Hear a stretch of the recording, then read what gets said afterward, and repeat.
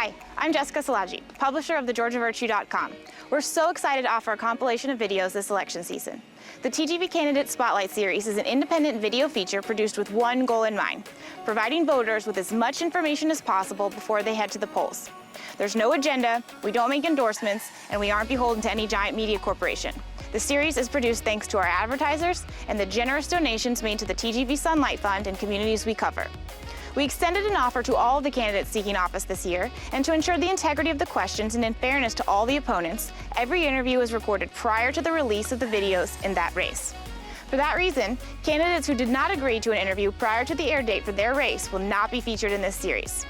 Thanks for tuning in, and don't forget, you can find more content on this election cycle and much, much more on thegeorgiavirtue.com.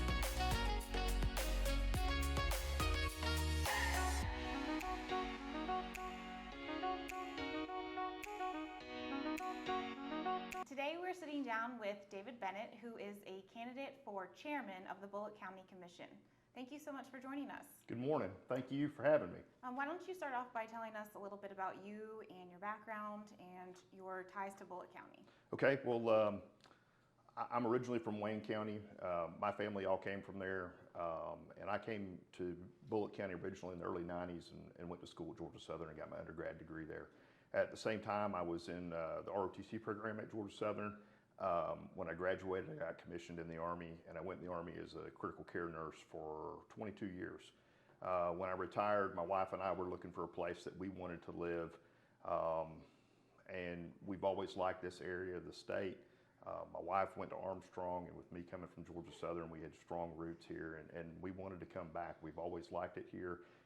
It allows us to be close to our family, but still not right on top of them, and you know, close to things that are familiar to us. So we moved back here.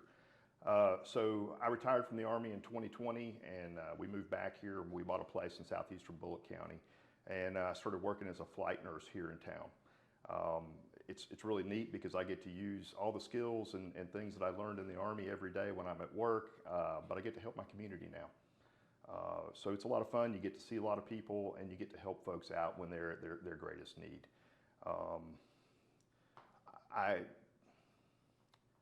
I decided about a year and a half ago, after watching what was going on with the local government, I saw a lot of things that were concerning to me, and that I didn't feel like they were going the way that they should go, particularly when it came to things like growth and taxes.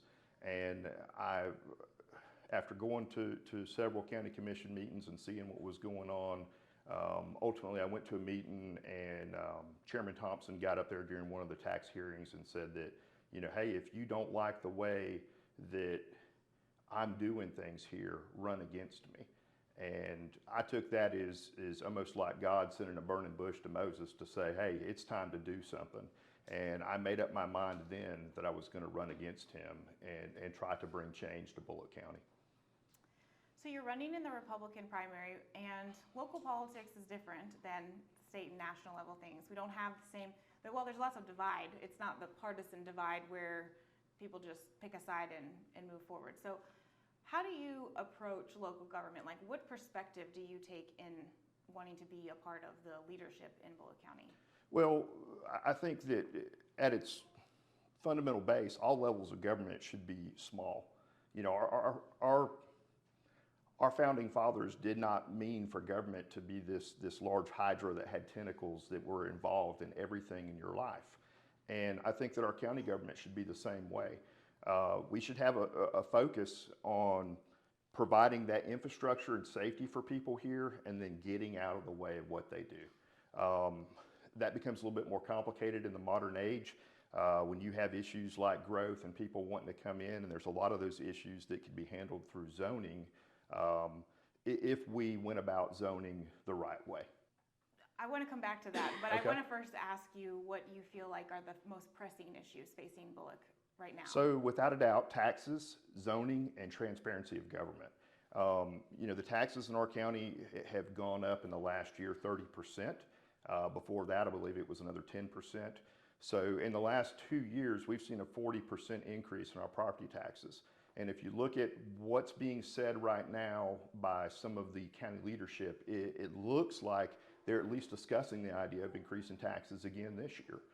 That's concerning to me because most people cannot afford to go out and just simply print more money.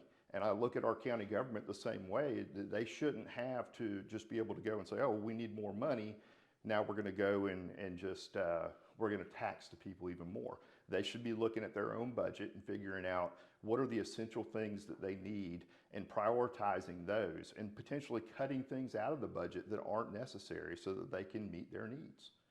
As far as zoning goes, we have to set zoning that meets the needs of the people in the county and stick to those rules and guidelines.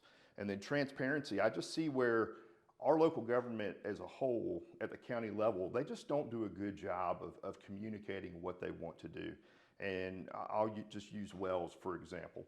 You know, they're trying to get permits for these industrial wells in the southern end of the county so that they can provide water to Hyundai. And throughout this process, they've been very hesitant to discuss what they're doing and the why for what they're doing those things. And I just feel like what they need to do is just lay out that plan and tell people, hey, this is where we're trying to go with this, and this is what our final goal is. And if people don't like that, that's fine. That's where they get the opportunity to discuss it. But if the people that live here and pay taxes don't know what's going on and don't know where our leadership is trying to take us, they can't provide input. And to me, that's a failure of democracy when the voters and taxpayers don't get the opportunity to provide input to the people in charge. You touched on it twice now with the zoning, and I think one of the most common questions is how do you balance protecting, I guess, the plan for the county and the zoning code itself and the integrity of it by adhering to it without telling people what they can and cannot do on their property? Like, how do you balance that? Well, I can tell you that zoning is something that for me is it's challenging because I believe that government should be small and it shouldn't be in people's lives. And I don't want people telling me on property that I've worked for my entire life to come in and say, you can't do these things on your property. However, we have to balance the needs of everyone in this community when we start doing these things. And when you start looking around and people live in a rural area and they've bought property there and because they wanted to live in a rural area, and then the next thing you know, they're throwing in 50 or 100 houses next door to them, that's really not fair to those people as well. On a bigger scale, when you start looking at farmers in this county, you know, agriculture is a huge part of our economy here. And when you start having farmers that they have property and then the property next to them sells and they put a development next to it and it starts to encroach on that farm, and then you have people that are getting upset with them saying, you're making too much noise, you're making too much dust, you know, you're spraying herbicide on your field or pesticide and it could be giving me cancer. You know, those things, they shouldn't have to deal with those things in the middle of the rural parts of our county. And as far as I'm concerned, how do you fix it? It's real easy. You come up with a plan and you stick to it. You know, we have a strategic plan. It's a master plan that goes out to, I believe it's 2035 right now. And that plan, it says these are areas that you can do development. These are areas that are considered rural. And we need to stick to that. You know, if that's the plan that we have for growth in this county, when you stick to that plan, it lets everybody know this is where you should, if you want to make a development, you should buy in this area, not over here. You touched on this as well with the transparency question, and you gave a great example of what you think could be a better solution. But are there other things that you think the county could do proactively to be more transparent, like specifically in terms of bringing information to the people? Well, you know, it's fascinating to me that we pay someone in our county government to be a public affairs person. But the only place that you can ever find information about what's going on in the county is either to A, attend a meeting, or B, look on a Facebook page. And I don't think it should be like that. You know, our county should be open about what's going on here. And we should use other avenues other than Facebook to get out and see those things. I think the best thing that our county leaders could do is be open, transparent, and accessible to the people that voted them into office and to the taxpayers here. And one of the things that I would like to see the county leaders do, at least with the county commission, is typically the way they go through right now and have a meeting is they'll have the general meeting that's open to the public, then they'll go into executive session. And here lately what they've started to do is they've built this 3-minute time limit that they have people, that they usher them out of the room. And instead of doing that, what I would like to see them do is take a 30-minute recess and have an opportunity for the commissioners to come out into the public seating area and just talk to the people that are there about their concerns and their issues during the meeting.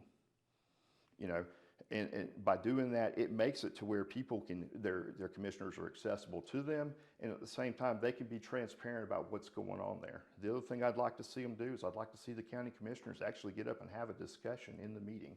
Their tendency right now is to vote for everything on a consent agenda that basically they just go through and say, hey, we're going to vote on these 10 or 15 items, and there's no discussion at all on them. And most of the public has no clue what they're doing because that's never put out anywhere unless you look in the background information for the meeting. And I think that what they're doing, I'm not going to go as far as say that it's illegal, but I don't think that it's right in the way they should do it. They should publish that information. It should be out there for people to see on a regular basis. And whether they use Facebook, the newspaper, or just have a period of time for a town hall meeting, it doesn't matter to me, but they should be pushing that information out in more than one avenue. Of course, no one wants to pay taxes, but do you think that for the taxes that Bulloch County people are paying, they're getting the services at the right cost, or are we paying too much for what we're receiving? What is your analysis of that? I think we're paying too much for what we're receiving. And I say that because right now our county's gone and they've given away money to all these industries along I-16 that are coming in, and they're giving them a tax abatement for 10 years. So in order to give those companies that tax abatement so that they can build on their property and grow out there, the people, the taxpayers of the county are having to subsidize that increase in services that's required to build those buildings out there.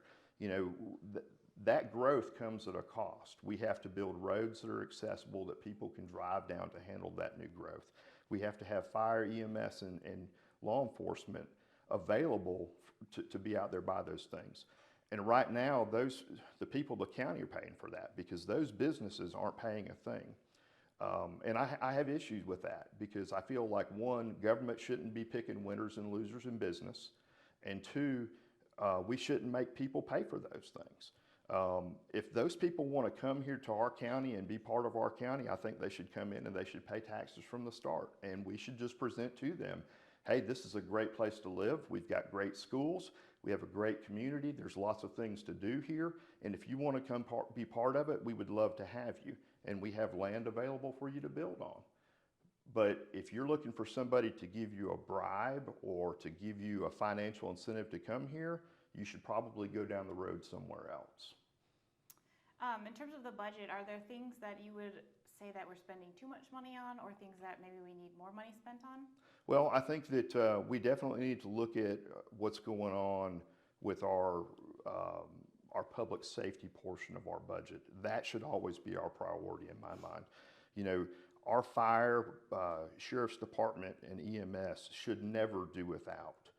These are the people that provide protection for us, and that is the primary purpose of us having a government here. Secondary to that, we should be looking at our infrastructure as far as our roads. And I think that we should be working with our local hospital to start to grow it now to accommodate the growth that's coming to our community. As far as things that we could cut, I think that we need to stop giving so much money away in tax abatements. I think that we need to stop giving so much money away in non-governmental organizations that are supposed to stimulate economic growth and things like that. These are things that people, if you have a nice place to live, people want to come, and we shouldn't have to go and sell those things to those people. But another thing that I'd like to see them cut is the use of consultants to figure things out. We've spent over $500,000 this year to figure out a personnel plan and a building plan in our county. And in my mind, we have an HR department and we have people that do nothing but work on buildings and maintain them. And we should be looking to them to say, this is part of your job, you need to figure this out. Not paying $500,000 to outside consultants to do those things. You've been to a lot of the meetings over the last year and a half or so, and they've been contentious at times. And there's been conversation about how, you know, it's unpopular to be elected right now. So why do you want this job? Well, I think that if you're in a political office and you're unpopular right now, you should probably take a moment of self-reflection and think about what you're doing. You know, you're put into office to make hard decisions. And if you're making hard decisions and people don't think they're right, it's probably because you're not taking the time to explain to them what's going on so that the people know and understand the issues in the community. And as an elected official here, that's something that I want to do, is be accessible to folks and explain to them from in the meetings and on the street, hey, this is what's going on and these are the challenges that we face and this is how we can go about doing these things, and provide a course of action that says, hey, we could do it like this and save money, or we could spend a lot of money and raise taxes and do it this way, and let people decide. You know, you are an elected representative of the people, and if you're not doing your job, people are going to be upset with you. And I think that's why there's so much displeasure with our elected officials, not just here locally, but at the state and federal level as well. Is there anything that we haven't talked about that you want to mention to voters ahead of the election, or when they start voting, maybe about your campaign or about the issues, or just you in general? Well, you know, the one thing that is concerning to me is the amount of time. We have several elected officials right now that are running for a third and fourth and sometimes a fifth term in office. And to me, that's concerning at its core. You know, George Washington, when he was elected for the second time, said that he wouldn't run for a third term because our country didn't need kings, it needed leaders. And I think that at the county level, if that was good enough for George Washington, it should be good enough for our county officials as well. I'm not looking to do this as a second job for the rest of my life. I'm not looking for a retirement. I want to serve the people of this county and then go away and go back to having my own life. And I think that we need more people that will come in and do that instead of coming into office and staying there forever. And finally, I just like to tell folks that if you've got questions, please reach out to me. I'm easy to find. I'm on the internet, Facebook, Instagram, and I've got email. I'd be happy to come out and talk with you, and I'd love to earn your vote. Well, thank you so much for sitting down with us, and good luck. Thank you.